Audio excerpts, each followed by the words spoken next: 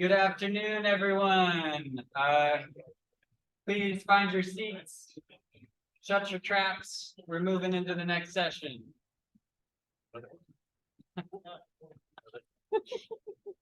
I'm not a politician. I'm not a politician. Good afternoon, everyone. My name is Mason Rolph. I'm here representing Olympia Community Solar. We're a nonprofit organization from the lovely Olympia, Washington. I also wear a hat as a WASIA board member for the last about 2 years now. I have the honor of facilitating this discussion about solar access and equity. And I just wanted to start by giving a big appreciation to Chantal, Solar Washington, and to the college for hosting today. Today, you'll hear about the fastest growing segment of the solar industry, a segment that overcomes barriers that prevent whole communities from participating and bolsters local economy and crosses political divides. Today, you'll hear about the benefits of community solar and how it's sweeping the nation from Mr. Derek Chernow. Derek, stand up. Derek's the Western Regional Director for the Coalition for Community Solar Access. If you haven't heard of CCSA, it's the National Industry Association for Community Solar. Derek holds a master's degree from California State University and calls Sacramento home, where he previously served as the California Legislature's Chief of Staff. And today we'll also hear about how one Washington electric utility has created a very successful community solar program from Ahsley King. Ahsley is the Energy Service Program Coordinator for Clark Public Utilities. She holds a master's degree from the University of Montana and calls Portland home. And she's worked with Clark Public Utilities for over a decade. And once Derek and Ahsley have presented, I'll jump in to talk about legislative efforts to enable community solar. And we'll leave a lot of time at the end to answer questions. So I will invite Derek to come up. Would you come and do the transfer? Yes. I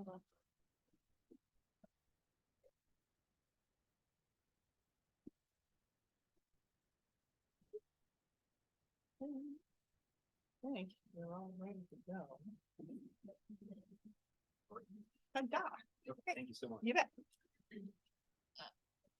All right. I'll lower this here following Mason. Thank you all for having me here today. I appreciate it. And thank you to the Solar Washington staff for all their work here. As Mason mentioned, I'm Derek Chernow with CCSA. Just a little bit about CCSA. We are the trade association for community solar developers, nonprofits, and others in doing community solar all around the country. We have over 120 companies, and we provide news, resources, market insights. But mainly, we also work on policy and regulation development for states all throughout the country. And with me here today is Samantha Weaver, who's our interconnection grid expert. So thank you, Samantha, for joining. But the theme of CCSA is really democratizing solar energy. And you're going to hear a little bit about this as we go through this today, but democratizing solar energy is going to be kind of a repeating theme here. So as Mason mentioned, community solar is the fastest growing segment of the solar industry. And typically projects are about 1 to 5 megawatts if it's a ground mount project on, green space, farmland, whatever it may be, or on large rooftop spaces, commercial, industrial projects. And that is one of the great things about community solar. It can literally be on just about anything: landfills, brownfields, fallowed farmland, rooftops. So it's a really excellent opportunity to expand community solar in these different types of areas. The projects are developed on site, and energy is delivered to the local grid. And then the great thing about it is that people who had typically been left out of that clean energy evolution, I don't want to say revolution because I think we're kind of beyond that, but the evolution, religious institutions, schools, government buildings, and really the most important part is we work on community solar all throughout the United States. And what we're really trying to do here in Washington State, as Mason will touch on, are the renters, the households that haven't been able to access solar. They don't own their roofs, or it's not conducive, or it's too costly to create an entire system on those houses. So the low to moderate income households is just key for community solar. And then, of course, subscribers receive a credit on their utility bill for their portion of the power produced. And we'll get into that a little bit. But, the great thing about this is that the solar model of community solar, it gives significant energy autonomy to local communities. And, as I mentioned, subscribers sign up, but it really allows, and you're going to hear this repeatedly here, it allows folks to save money and allows everybody to fully participate. What else is community solar? It's about private investment in public infrastructure. As we've seen, the states that have really created important, worthwhile, and really productive community solar programs, it's allowed third-party developers to come in, nonprofit groups, for-profit developers to come in and make that investment. And part of that is that solar companies, they invest in infrastructure to update the grid, the update for resiliency and reliability at the distribution point. And that's a key part, is that private investment in public infrastructure. And as I mentioned before, it's just a great way for an avenue for low-income households to fully participate and, again, democratize that solar energy. You heard from Nicole Steele earlier at the national level, and Nicole's been just a tremendous leader and so articulate about this. The real benefits of community solar, and there's so many here, I don't want to go through this entire slide, but you get the big parts of that here, grid benefits, land and environment benefits. And those land and environment benefits are whether it's, rooftop or ground mount. You'll see those benefits accrue as well. And then the economic benefits, it's job creation, it's diversifying rural economies and then urban economies. And as we've seen from CCSA, we have companies that really kind of specialize in a lot of this. Urban disadvantaged communities, rooftops for those communities, ground mounts, again, in fallow farmland, all those types. And, community solar can bring those economic and environmental benefits to those. And of course, as Nicole Steele mentioned earlier, the competition and the innovation that allows for innovative business models, that allows for these projects to usually get connected sooner rather than, compared to utility scale, because they are distributed, because they are at the local distribution level. These projects come online a lot sooner, and folks can start seeing those economic savings, really quick. And again, as we touched on earlier, the grid resiliency, the reliability, all these things that we're seeing in states that have really good community solar programs are seeing all these benefits, and the avoided transmission costs as they're working at the distribution level. So all these benefits accrue from a robust community solar program. But most importantly, wait for it, community solar saves everybody money. Yeah. So let's see here. There we go. The applause, welcome. Oh, hey. All right. I was hoping you would applaud before I had to prompt you, but it never hurts. Our comms team always has a little fun with that. And that is, as Nicole mentioned earlier, but I think it's worth repeating. We've seen this all throughout the United States, 10 to 20% bill savings. Again, we'll touch on this in a little bit here, but that's typically what we see. And it's, those are real savings for folks, often folks who need it the most. And, how does it work? It's like subscribing to Netflix, except less diversity in your types of programming. But again, the savings, you see that targeted there. And the real neat thing about community solar is that you can target higher savings for folks that those customer classes that you really want to see those deeper savings. As was mentioned earlier, those Justice 40 initiatives at the national level. Each state has its own set of goals, whether it's Washington State or New York or what have you. And community solar is a great way to drive those additional savings, again, to those folks who absolutely need it the most, particularly as we see energy costs rise in many states who don't have the luxury of Washington's hydropower. And those subscriptions are portable within a utility area. So, oftentimes people move, and they move within the same service territory, and they can take that subscription with them. And if they do move out of the territory, it's those developers, it's in their best interest to keep those projects fully subscribed. So they want folks to get involved and get subscribed and see those savings right away. So where do we see this? There are currently 18 states in Washington, D.C. with community solar programs. A lot of other states are currently in the midst of either a regulatory package, like in California, where I'm based, where we're waiting for a decision to come down from the Public Utilities Commission literally any day now. California will vault from an abysmal community solar program to leading the nation and probably driving half of the growth in the United States if they approve the program that we proposed. You'll see a lot of states throughout the Northeast in particular. What's glaring is Washington.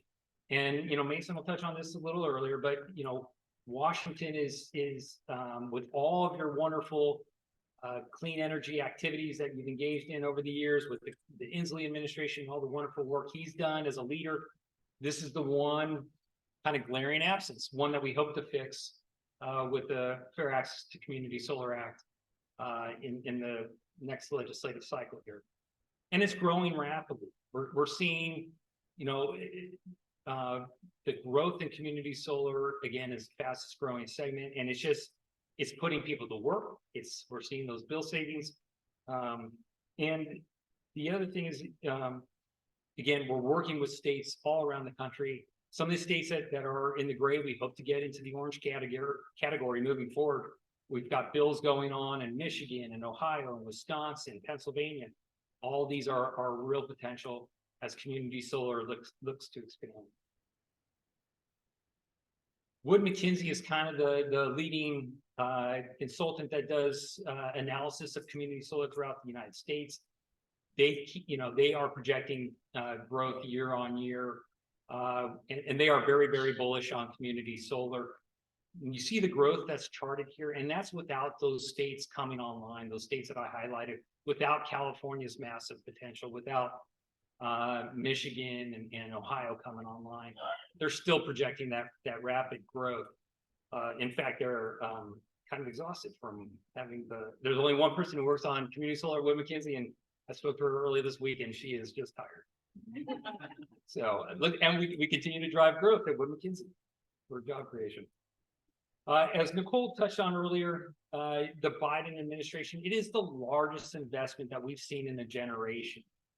The Solar for All that just closed last week, 2 weeks ago, time's flying. I know Washington State had a proposal. Some of that's geared towards community solar. Every state has put in, well, not every state, but I think 45 out of the 50 states have put in applications for those Solar for All monies. A $7 billion tranche was subscribed to the tune of $42 billion. So it's going to be competitive. It's going to be hyper competitive at the national level. And those states that either have a functioning community solar program or are passing legislation in the next cycle are going to have a much higher competitive advantage for those states that don't. That is an absolute imperative of the Solar for All program. The DOE, the Department of Energy, wants to power 5 million homes with community solar by 2025. 5 million homes. And as was mentioned earlier, 40% of those overall benefits of the federal investments flow to disadvantaged communities. These are absolutely significant and huge. In the Washington State proposal, they've put in something in place to expand community solar for multifamily homes, renters, homeowners, and tribal communities. That's all well and wonderful. But that program, those funds will not get deployed. That program will not scale without a functioning statewide community solar program. And that's something that we're working on. It just won't scale to that level. And that's why it's absolutely important that we work here in Washington and other states to regain those leading roles in the clean energy movement, particularly with community solar. And as we talk about this, there are barriers to an effective community solar program. It's not just good enough to pass the program and say, okay, we're good, we passed something, that's fine. If there are barriers, and we've seen this in multiple states around the country, if there are too many barriers, that program will not get you those clean energy goals. It will not get you the grid reliability and resiliency that you need. It will not get the savings to the low and moderate income households that you want it to see. And it won't help you meet, your equity and clean energy goals. So, some of these barriers are listed here: cost shift and caps on production and permitting. We've also seen, issues with interconnection permits, issues as was touched on with consumer protection. If they make it too onerous for low-income households to verify their status, their LMI status, a burdensome process. If states have a utility run program, that is a barrier. And states have to have a program that is available to third-party developers, nonprofits, for-profit developers. That is the only way you're going to scale. You're going to get the investments, and you're going to get the results that you want to see from a community solar program. We've seen this in states where they had so many barriers, and now they're realizing they got to take those barriers down. So in addition to legislation that CCSA is working on to create new programs, we're also working with states to remove those barriers for states that did have legislation had already passed. I think we've touched on that, but Washington had, and folks have heard this time and time again. Washington was the first one out of the gate. They had the first community solar program in the country, or the first community solar project, way back. I think it was in 2006. Since then, they've only deployed 3.5 megawatts in the state. That's a medium-sized project for many other states. 3.5 is your state total. Again, that's the barriers. That's the result of not having a functioning program in place. And frankly, if it wasn't for Mason and his team, that 3.5 number would be a lot lower. So kudos to Mason. But this is the difference between having a functioning program and not. By comparison, if California gets the rulemaking that they anticipate, they're going to have 4 gigawatts of community solar and storage in just a few years.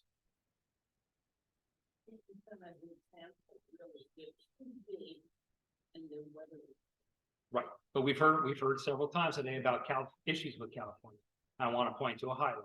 So there is potential there. Right now, New York is leading the nation. We're talking about a Northeast state with obviously, not the same benefits of sunshine and what have you as the California. New York's leading the nation. They're all in on community solar. So we have an opportunity. We have an opportunity with the Fair Access to Community Solar Act that we'll touch on again. That's going to be a key component to Washington State. We, really appreciate Representative David Hackney for being a community solar champion, for taking this on, working with his colleagues. These states are laboratories for policy, for good community solar policy, and it's not a one-size-fits-all. It's geared, as my friend here at the table in front of me mentioned.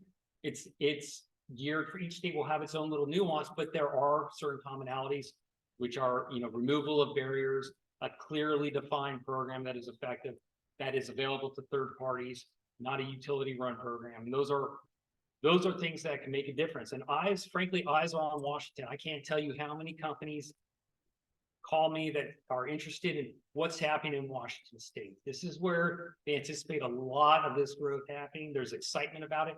Companies are really willing to invest the human and financial resources in Washington. I'm looking forward to make that happen. So together, looking forward to democratizing solar energy here in Washington and beyond. Thank you.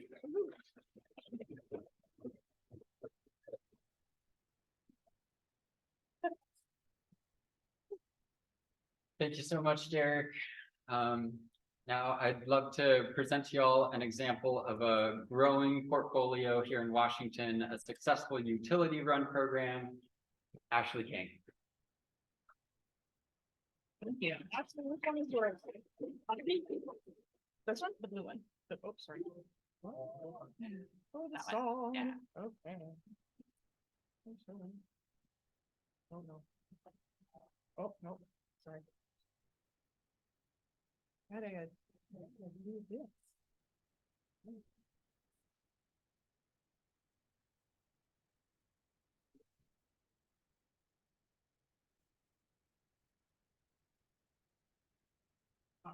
All right, thanks, everybody. My name is Ahsley King, and I am with Clark Public Utilities. And as Mason said, I'm going to talk about our community solar projects. Oh, is it not? You hear me now? Really close. All right.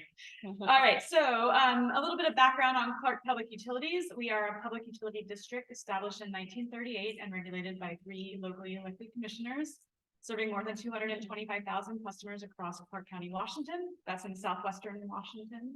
For those of you who are not familiar with Clark County, our offices are located in Vancouver, Washington.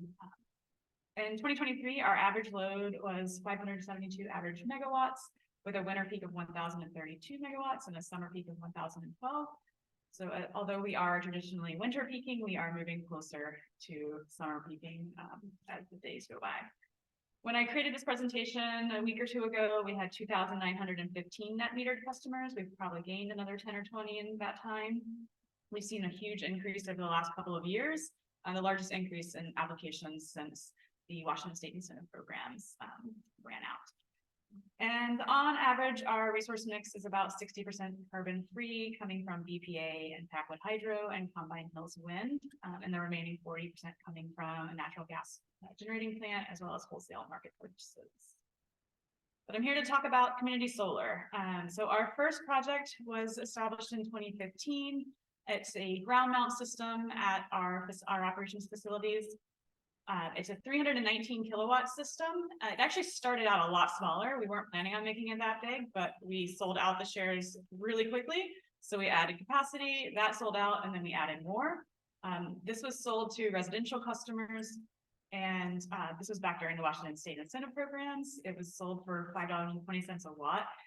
But because of the Washington State Incentive Programs, they paid for themselves. The shares paid for themselves in about 3.5 years.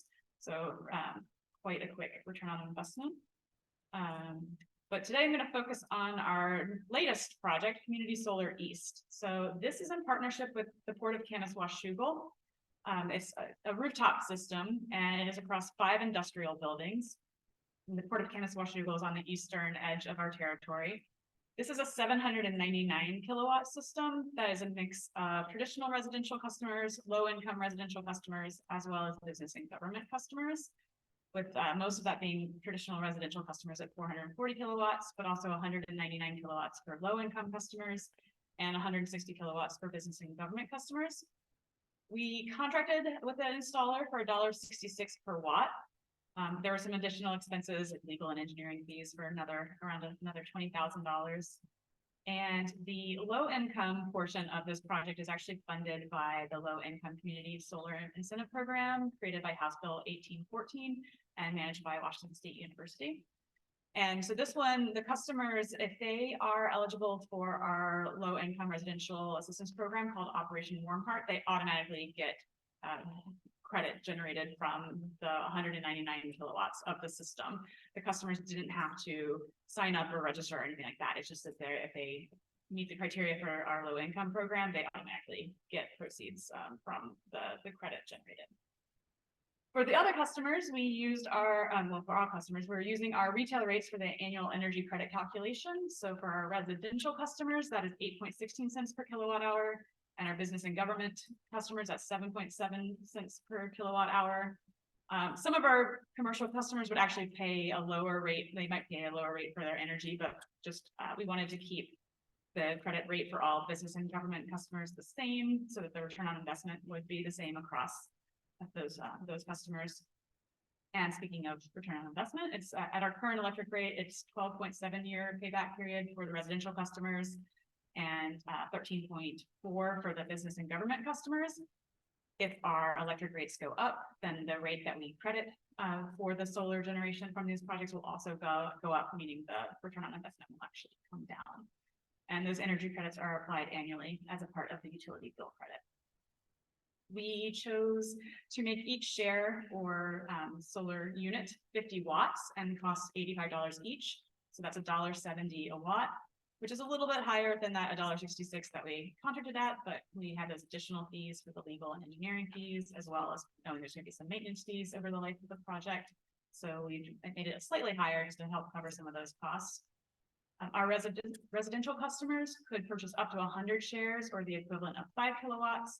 And our business and government customers could purchase up to 200 shares or 10 kilowatts. And the shares, as there was mentioned in the previous presentation, those shares can follow the customers as long as they stay in our territory, as opposed to staying with a house and put it on your rooftop. And then if the customers leave our territory, they can either sell those shares to another customer in the area, or they can donate their shares to another customer in the territory. So some best practices, if you're considering starting a community solar project, developing a community solar project, it's going to depend a little bit on whether you're a utility or not, what advice we will give you. But if you're not a utility, we recommend you contact your utility towards the start of the project. Talk to them about their energy rates and the structure of their net metering. If you don't have land or buildings on which that are suited for this type of project, look for partners that have available space. Land is really expensive, and if you are going to have to buy land to start this project, it could make it really cost prohibitive for you. Get multiple bids. We use the NREL, or the National Renewable Energy Laboratories website, to their data to guide our estimated costs. We actually kind of went into the bid process with an idea of what the maximum we were willing to pay for this project was before we even got our first bids. And also research available funding sources, so state and federal grants, utility programs, that type of thing. Compare your bids, make sure that the bids all are using UL certified inverters, make sure that the quality of the panels are similar. How long are the parks covered? Is labor covered? What kind of power production guarantees are included in those bids? Because you want to make sure you're comparing apples to apples. And then make sure you market your project. Utilize local media resources, maybe work with your local utility. They might be able to include information in their bill inserts or their social media or their newsletters. We actually found that the project really kind of sold itself, but we just needed to make sure the customers knew about it in order to be able to participate. So what's next for us? Both of our existing community solar projects sold out really quickly. With our community solar easy project, the residential shares selling out in a few hours. So it was, and we even had a wait list of over 100 residential customers, showing that there really is substantial demand remaining for our residential customers for community solar. And while ultimately is our Board of Commissioners that make the final decision on future projects, staff, including myself, feel that there's definitely an opportunity to focus more our next project on underserved and limited income customers. And I'm going to leave you with a very promising quote from our CEO and General Manager, Lena Whitler. She said, "The enthusiasm for community solar we first saw from customers in 2015 has sustained into our second project and is a testament to the value our customers continue to place on local sources of renewable energy. The willingness to commit their own resources to building solar with both individual and collective benefits is encouraging and bodes well for future community solar projects." And that's all I have. I'm going to turn it back over. Nathan.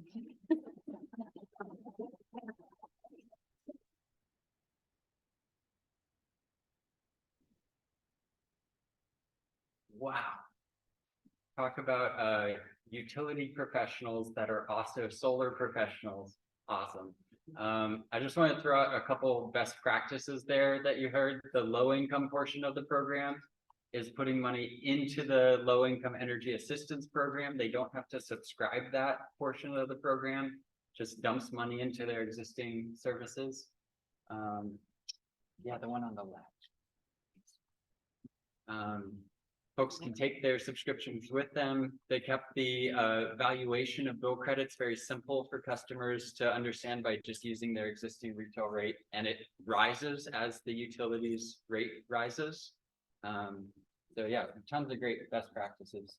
Thank you so much. Yeah, so I'll briefly introduce our nonprofit Olympia Community Solar and talk about I'll go quickly through some of the barriers comments that Derek already mentioned. So yeah, our nonprofit, we formed in 2019. We provide several services. One of them is community solar, and this is our most recent community solar project. It's on an Olympia middle school. It's 150 kilowatts DC, and it was installed by Puget Sound Solar right here in the middle. Yeah, so in addition to the 350 kilowatts of community solar we manage, we provide solar educational services. We love talking to people about solar. Mostly, my favorite audience are very young kids and students, who are usually the best listeners compared to like old parts like politicians and we run residential solar group purchasing, Solarize. Some of y'all might be familiar with Spark Northwest Solarize programs. They helped us get a program up and running in 2021. Next year, we'll be running our 4th annual Solarize program, and I'm glad to say it's going to be expanding significantly. Next year, we're including the city of Kenmore, Whatcom County, Skagit County, Island County, Walla Walla County, Thurston, Mason, and Lewis County. So it'll be big, and we'll be soliciting installers for that very soon. And then finally, we support nonprofits, public entities, and tribes to develop and fund their solar projects. So if you all have clients that need support funding their projects, shameless plug. So yeah, through this work, we've run into tons of people who face barriers to solar access. Last year, I showed you some of these multi-metered buildings are kind of an instant no for an installer. Folks with old roofs or say don't have the tax appetite for tax credits. And I know the installers in this room have run into some really weird reasons why customers can't install solar. Does anyone want to volunteer a weird solar barrier they've run into? That, say that again? Manufactured homes, yeah, or like I want to put solar on a boat. What was that? Knob and tube wiring, yeah, outdated electrical work. Yeah, townhouses, multifamily housing, there you go. There's tons of weird reasons. People with bad credit often are excluded from solar. So yeah, nationally, the estimate is about 77% of folks cannot access rooftop solar. And while net metering has been a tremendous success, if folks can't access it, they can't benefit from it. And this is especially an equity issue when we look at the fact that 1 out of 5 households in Washington face very high energy burdens, and they're much more likely to live in rental or multifamily housing than their higher income neighbors. So community solar are centrally located solar projects that allow multiple subscribers to benefit from them. You'll see Derek is a subscriber in this project. We've seen many successful utility programs around the state. Super cool to see utility community solar being built. It benefits us as installers. It benefits customers with access. It provides the utilities a new service they can offer customers. So think about it this way. A community solar provider finds a site, they lease the site or purchase the land, they construct a project, they use commitments from participants to fund that project. Once it's up and running, the solar panels produce energy. It goes straight into the grid rather than being behind the meter. It's front of the meter. And the utility tracks that energy and provides credits to those customers' electric bills. A few key aspects of this are who's allowed to access those crediting programs. What rate is credit offered at? What is the per kilowatt hour rate for credits? And without clear policy, these things are really up in the air, inconsistent. So yeah, compare it to net metering that has a very clear credit rate standard, is accessible to all customers. Customers can choose their provider and customers can own their systems. The Washington legislature has not put any policies in place to do the same thing for community solar.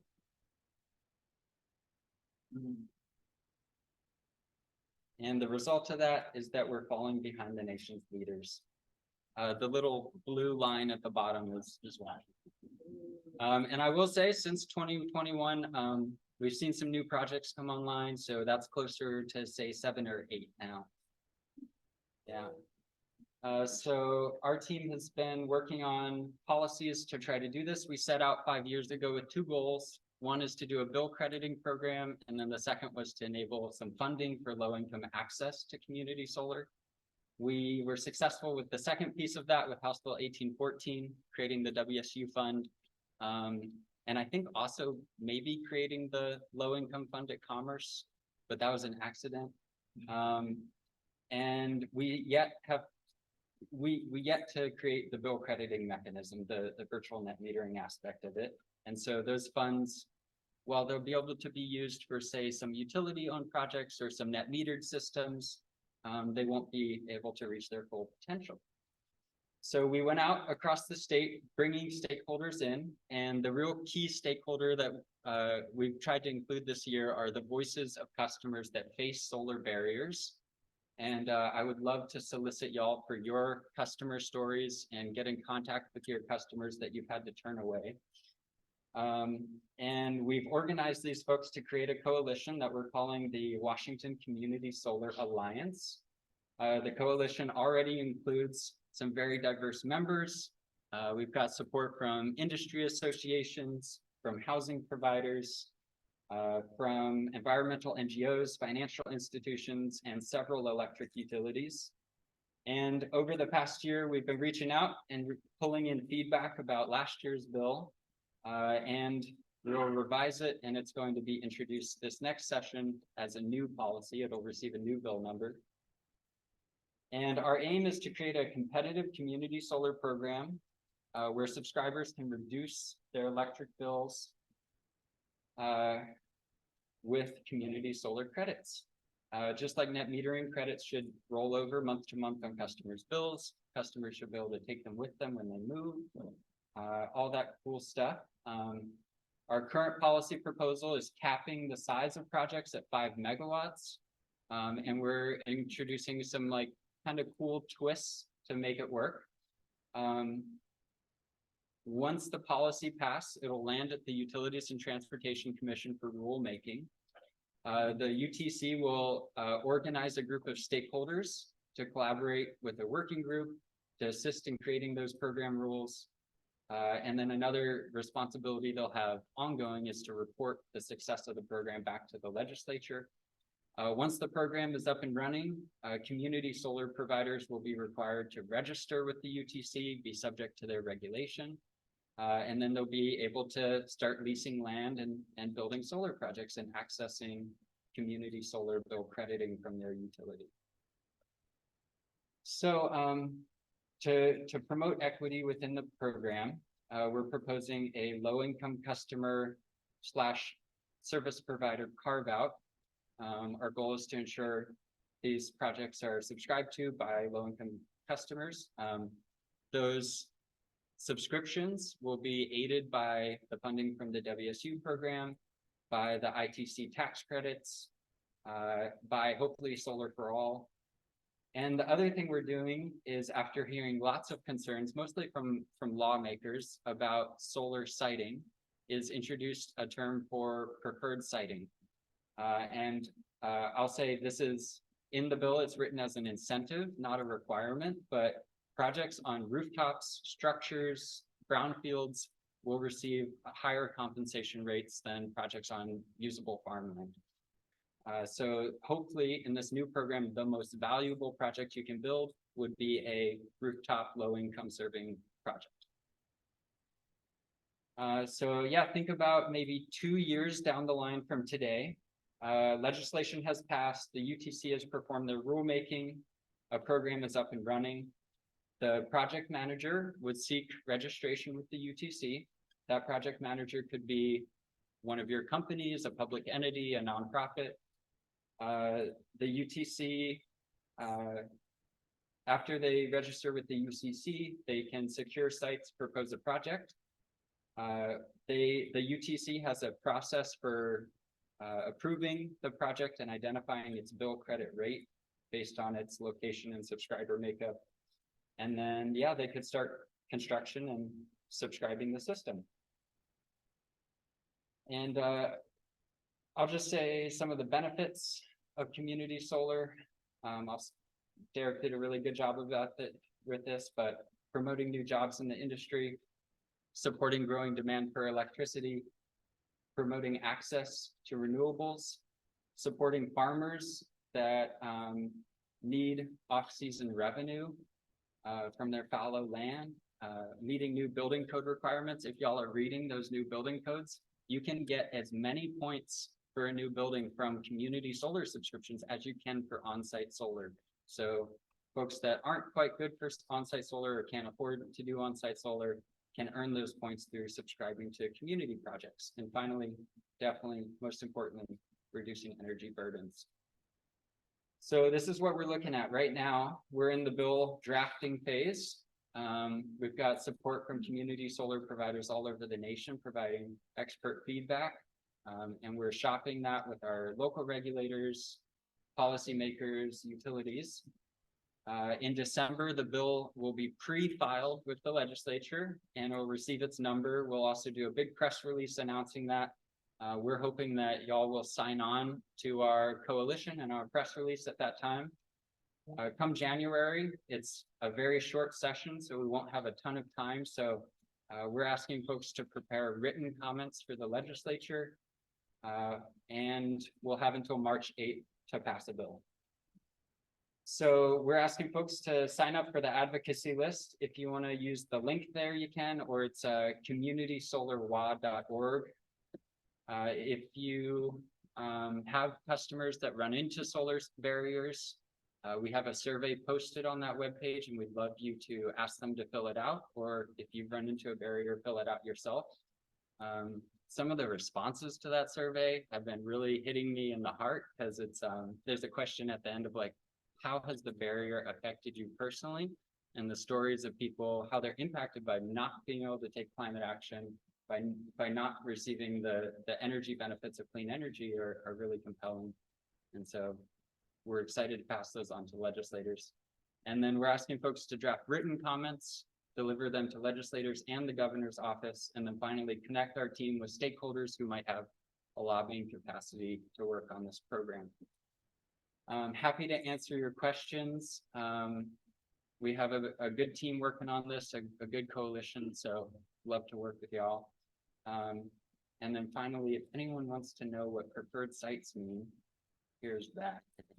I'm going to invite our speakers up and we'll do a quick Q&A. We have time? Okay, we've got about 15 minutes, y'all. You guys want to sit down over here, or how do you want to do this? Yeah. Okay. Yeah. Take the mic. Sweet.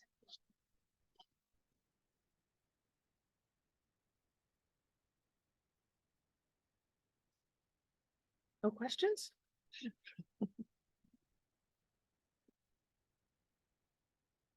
Thank you. Hi, everybody.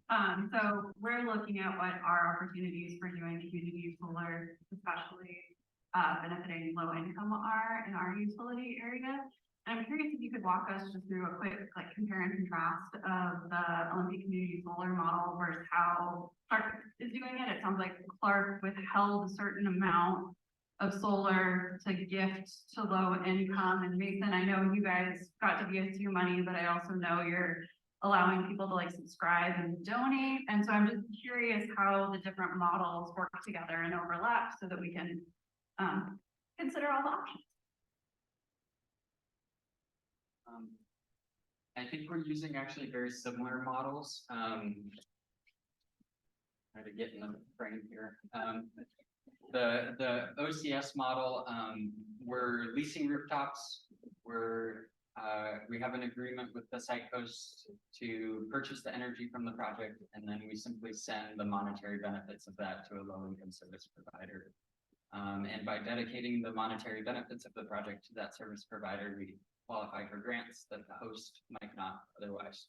So for example, one of our projects coming up is on a church, and faith institutions rarely qualify for any sort of grant programs. So by dedicating their solar project benefits to a low income provider in the community, we can qualify for that funding, which is a huge help for them. I don't know if I'm answering you. Can I follow up on it? Sure. So how are you funding the installation then? Is it a WSU? Oh, that's a Or is good it question. Subscribers, like how does the money actually get assigned to the panel flow like that? Yeah, it's a mix. If a subscriber purchases a subscription, they're paying upfront for that. And then the WSU fund, if y'all have looked at that fund, it's reimbursement based. So for the upfront cost of those systems, we see financing.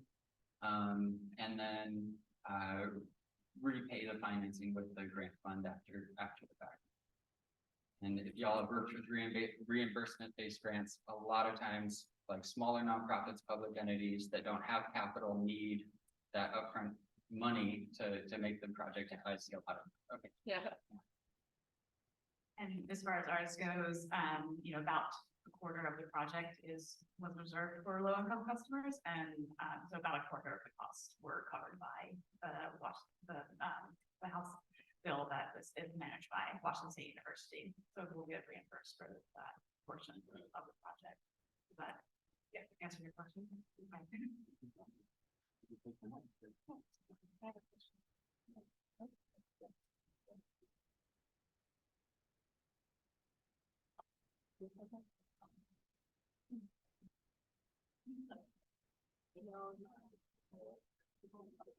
So I'm thinking of two government agencies that seem to not want to put in solar, which is the Seattle Public School District. I mean, I live in Northeast Seattle, which is not known as a hot solar area. And I can reel off schools with south-facing roofs with no trees or buildings in the way, and nothing's happening. And the other one is the Seattle Housing Authority. And they have buildings. I mean, the best example of one is if you drive I-5 and you look at the ship canal by Green Lake, there's an enormous SHA building on the west side of the freeway with nothing in its way. Okay, that roof has a view to die for, and nothing's happening. And so we can be, talking about this church or this synagogue or this little building, but these are opportunities and nothing's happening. Can answer that.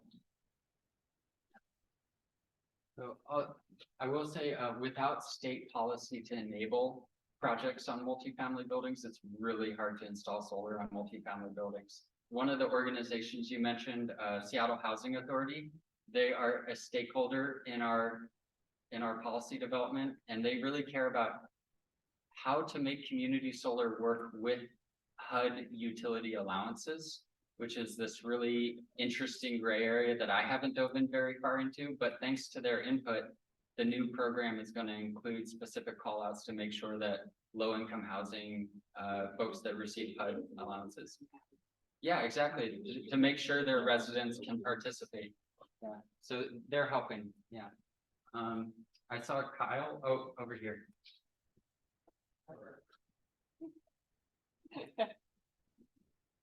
That's what interns are.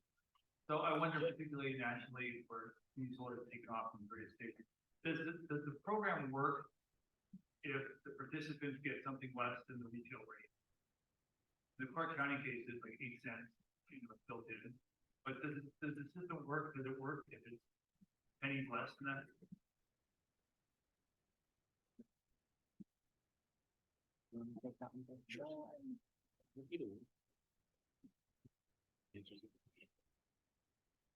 Thank you. It's a good question. And, as I mentioned earlier, each state kind of has their own compensation rate. And yes, it can.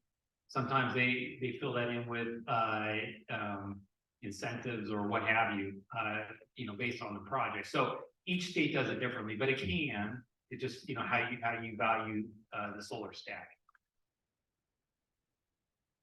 And he refers to a solar stack. In other states that create community solar credit rates, it's a stack of different values, right? There's the energy value, there's the environmental value, there's the benefit or cost to the grid, there's, distribution. Yeah, transmission and distribution savings.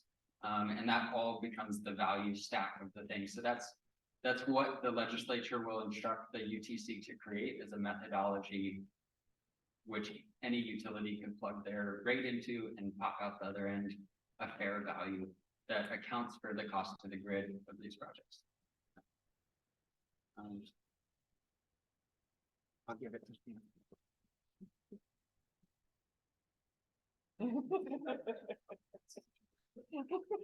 I do want to put in a plug for King County Housing Authority. We've done a couple of projects with them.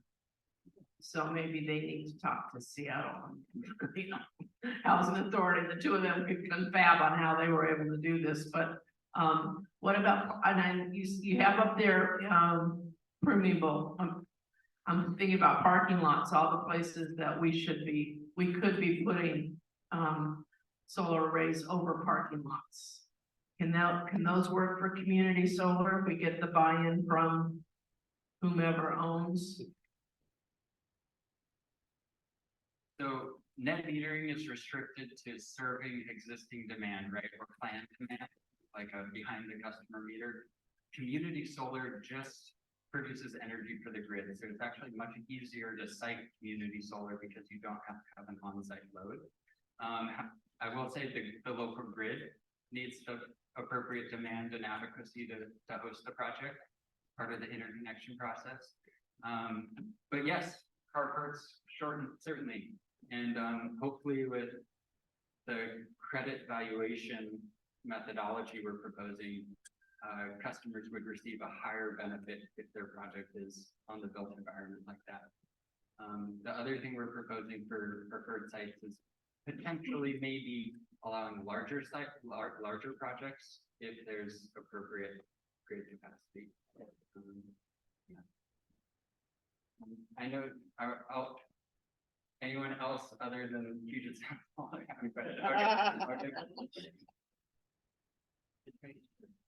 Okay, so this is for Ashley. So you indicated that you were virtually doing virtual net metering. Can you elaborate on how you're doing that? Because virtual net metering seems to be anathema to all of our utility friends.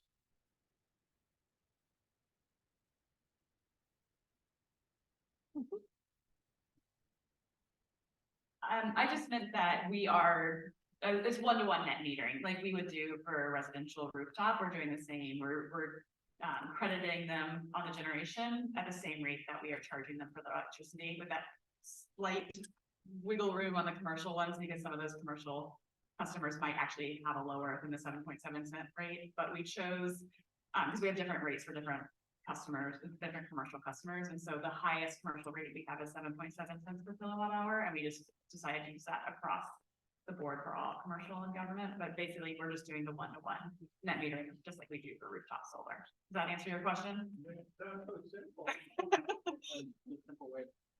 Ashley, have you gotten many customer concerns about the community solar projects cost shifting onto other customers?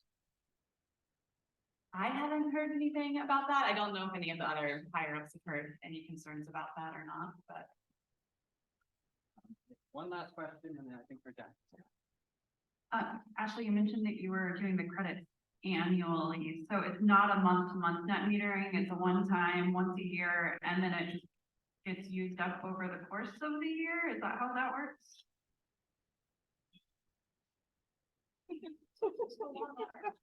Yeah, so we will read the meters in the summer and then credit them during the summer as well. So we just do it one time. Mostly it's a time saving thing. You know, we have a very small program, that metering program, and so we're just trying to keep the time to a minimum that we're devoting to it. But yes, they can then use that credit over the winter into, you know, March 31st basically. Is that only how you do it with solar? Correct. That is only how we do it for community solar. Yeah. Are you all going to stick around this afternoon? I gotta get to the airport. Okay. Okay, all three of us have to leave after this panel, so if you want to catch us, come talk to us now, or we'll head out. Thank you all so much for attending our session. Take care.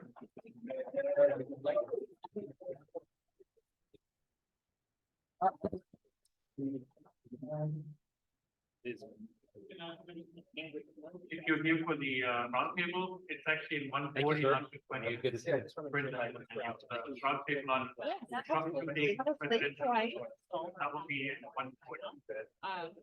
But I really, and like I said in the past,